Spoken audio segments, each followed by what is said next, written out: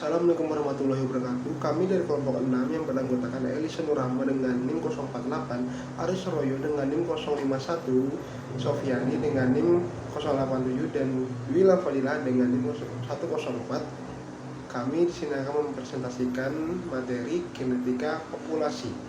Adapun beberapa pokok bahasan yang kami bahas pada presentasi kali ini, yaitu pertama ada frekuensi alel untuk gen dominan, lalu yang kedua ada frekuensi alel untuk gen intermedier, lalu yang ketiga ada frekuensi alel ganda, lalu yang terakhir yaitu ada frekuensi gen tenaga seks. Untuk materi yang pertama akan disampaikan oleh Mbak Sofiani. Monggo Mbak Sofiani. Frekuensi alel untuk gen dominan. Frekuensi alel gen adalah perbandingan antara suatu gen dengan gen yang lain di dalam suatu populasi. Perbandingan frekuensi gen dapat mengalami perubahan karena adanya mutasi, seleksi alam, migrasi, rekombinasi, domestikasi, dan isolasi reproduksi. Hardy dan Weinberg menyatakan bahwa keseimbangan frekuensi genotip A besar A besar, A besar A kecil, dan A kecil A kecil, serta perbandingan gen A besar dan A kecil selalu sama dari generasi ke generasi. Kemudian, hukum Hardy-Weinberg, P plus Q sama dengan 1, P kuadrat plus 2PQ plus Q kuadrat sama dengan 1. Dengan keterangan, P sama dengan frekuensi gen dominan, contohnya A besar, B besar, D besar. Q itu frekuensi gen resesif, contohnya A kecil, B kecil, D kecil. Kemudian, P kuadrat itu frekuensi alel homozigot dominan, contohnya A besar, B besar, B besar, C besar, C besar. Kemudian 2PQ itu frekuensi alel heterozigot, contohnya A kecil A besar, B besar B kecil. Q kuadrat sama dengan frekuensi alel homozigot resesif, contohnya A kecil, B kecil, B kecil, C kecil, C kecil. Syarat terjadinya hukum Hardy-Weinberg itu yang pertama tidak ada mutasi, kemudian terjadi perkawinan secara acak, kemudian jumlah populasi cukup besar, kemudian tidak terjadi migrasi dan tidak ada seleksi alam. Nah, sekarang contoh menghitung frekuensi alel gen jika ada dominasi. Di dalam suatu populasi, 16% individunya menunjukkan sifat resesif. Berapakah frekuensi gen dominan di dalam populasi tersebut?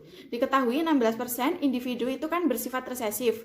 Nah, albino sama dengan A kecil sama dengan 16%. Yang ditanyakan itu frekuensi gen dominan atau frekuensi gen A besar A besar. P kuadrat plus 2PQ plus Q kuadrat sama dengan 1. P kuadrat itu A besar plus 2A besar A kecil plus A kecil sama dengan 1. Q kuadrat itu sama dengan A kecil sama dengan 16% atau setara dengan 0,16. Nah, Q sama dengan akar dari 0,16 sama dengan 0,4. Nah, P plus Q sama dengan 1, P plus Q di situ 0,4 sama dengan 1, P sama dengan 1 dikurangi 0,4 sama dengan 0,6.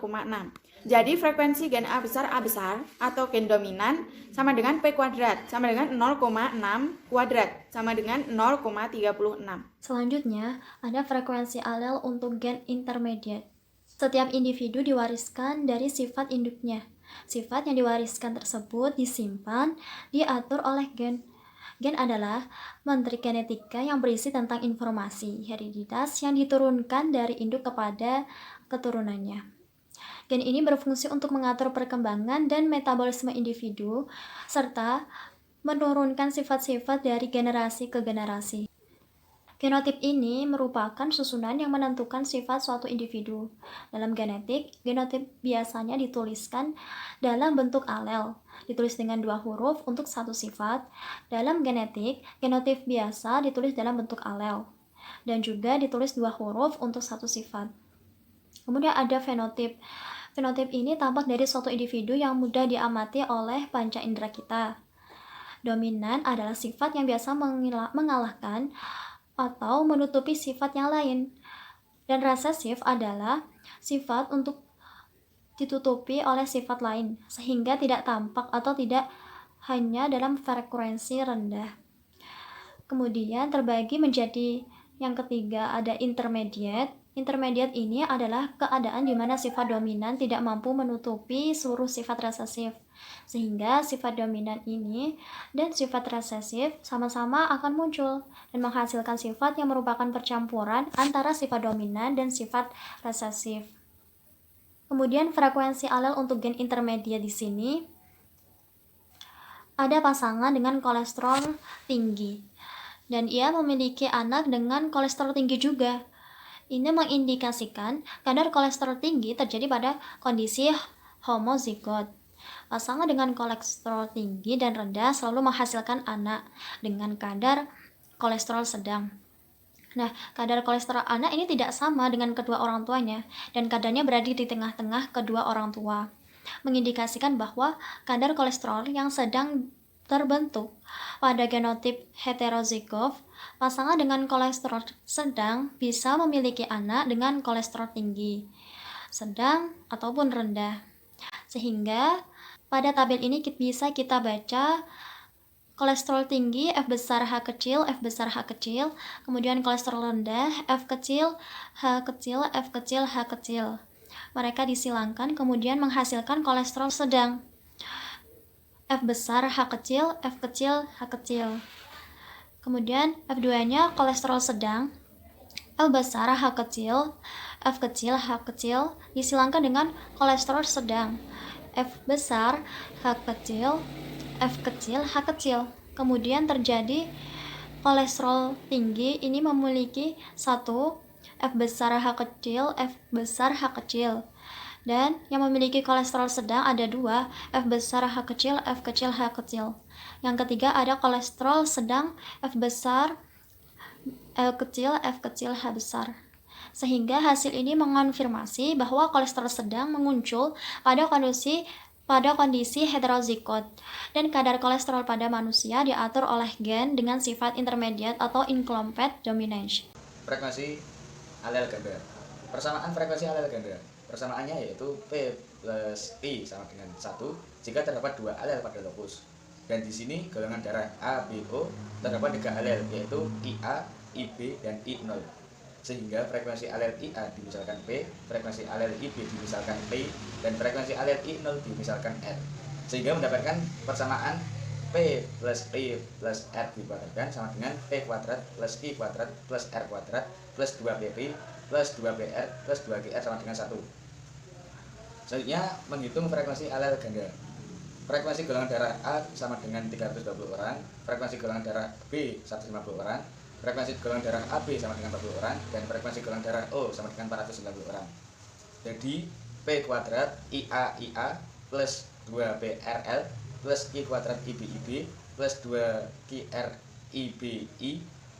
plus 2PQIAIB plus R kuadrat II. R kuadrat itu frekuensi golongan darah O sama dengan 490 dibagi 1000 sama dengan 0,49 dan mendapatkan R yaitu 0,7. Kemudian P plus R dikuadratkan sama dengan frekuensi golongan darah A plus O sama dengan 320 plus 490 dibagi 1000 sama dengan 0,81 dan P plus R sama dengan 0,9. P sama dengan 0,9 di minus 0,7 sama dengan 0,2. P sama dengan 1 min P plus R sama dengan 1 min 0,2 plus 0,7 sama dengan 0,1. Jadi frekuensi alel IA sama dengan P sama dengan 0,2, frekuensi alel IB sama dengan Q sama dengan 0,1, dan frekuensi alel I sama dengan R sama dengan 0,7. Dan frekuensi genotip IA sama dengan P kuadrat sama dengan 0,004, yaitu golongan darah A. IA sama dengan 0,4 dikali 1000 orang sama dengan 400 orang.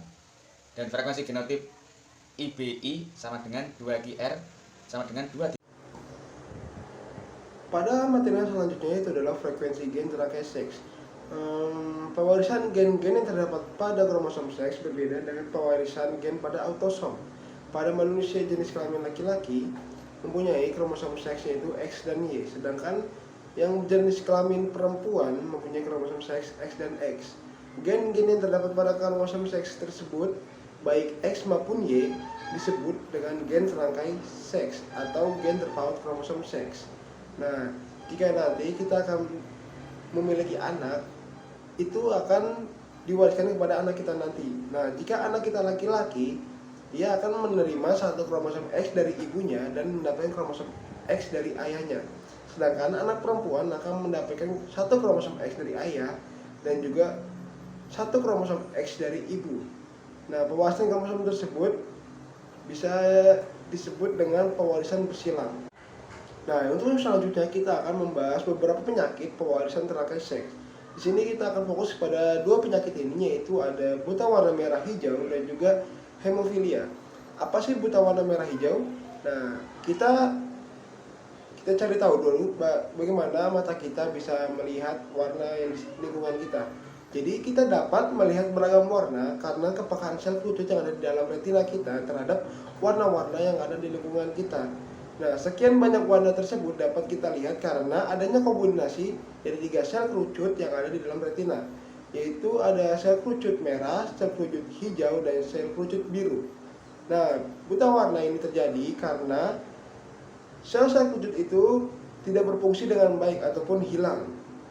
Nah, buta warna ini merupakan penyakit genetik yang sering terjadi pada seorang pria. Akan tetapi sifat ini diturunkan melalui wanita yang buta warna maupun carrier ataupun pembawa sifatnya. Nah, artinya gen-gen pada kromosom X inilah yang menurunkan pada anak laki-lakinya. Nah, lanjut kita ke hemofilia. Apa sih itu hemofilia? Hemofilia merupakan kelainan pada darah yang dimana darah tidak dapat membeku bila terjadi luka. Sifat hemofilia ini termasuk dalam gen resesif dan terpaut pada kromosom X. Jika gen ini bertemu antara kedua gen resesif, maka dapat menimbulkan kematian bagi penderitanya. Nah, untuk yang selanjutnya kita bisa lihat tabel di bawah ini. Nah, untuk yang terakhir kita akan mencari tahu bagaimana menghitung frekuensi gen terakai seks. Di sini ada satu kasus di mana suatu populasi yang berjumlah 100 orang terdapat 9 orang wanita buta warna. Nah, maka berapa persentase wanita karir, wanita normal, pria normal, dan pria buta warna? Di sini kita akan menggunakan persamaan Hardy-Weinberg. Di sini kita tulis pada pria normal dan pria buta warna P dan Q. Mengapa tidak menggunakan P dan Q kuadrat? Alasannya karena kromosom X laki-laki cuma 1. Jadi kita gunakan persamaan P plus Q sama dengan 1. Sedangkan pada wanita normal, wanita buta warna, dan juga wanita normal karir, kita gunakan persamaan P kuadrat plus 2PQ plus Q kuadrat sama dengan 1. Di sini kita diketahui bahwa ada 9 orang wanita buta warna dari 100 orang. Jadi 9 per 100. Yang ditanyakan adalah wanita karir, wanita normal, pria normal, dan pria buta warna. Jadi kita cari dulu Q kuadratnya, yaitu Q kuadrat kita desimalkan menjadi 0,09. Lalu kita akar jadi Q kuadrat sama dengan 0,3. Maaf, di sini Q kuadrat salah tulis, jadi Q sama dengan 0,3. Nah, jika Q-nya sudah ketemu, maka mudah kita untuk kedepannya. Seperti mencari P dulu, kita cari P, kita gunakan persamaan P plus Q sama dengan 1, yang dimana P plus kita masuki Q yang tadi yaitu 0,3 sama dengan 1. Jadi P sama dengan 1 dan minus 0,3 maaf, P sama dengan 0,7. Nah, kita sudah dapat nilai Q dan P. Lalu kita mencari 2PQ. Nah, kita masukin saja persamaannya. Jika sudah, kita kali dan kita dapatkan hasilnya yaitu 0,42. Lalu kita cari untuk yang terakhir yaitu P kuadrat. Nah, P kuadrat karena kita sudah tahu nilai P, jadi mudah saja tinggal kita kuadratkan menjadi 0,49. Jadi persentasenya sebagai berikut. Kita lihat di bawah ini persentasenya, di mana P sama dengan 70%, Q sama dengan 30%, 2PQ sama dengan 42%, dan P kuadrat sama dengan 49%.